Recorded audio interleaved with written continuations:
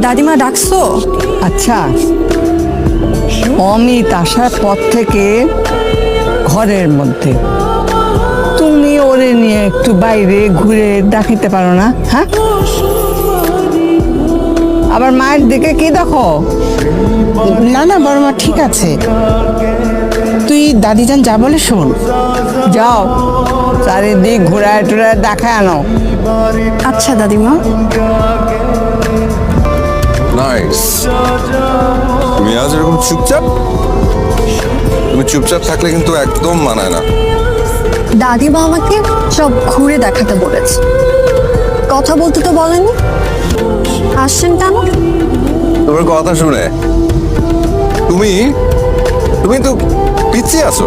আমি মোটেও বুঝছি না। গ্রামে আমার জুনিয়র অনেকের বিয়ে হয়ে গেছে, বাবা হয়ে গেছে।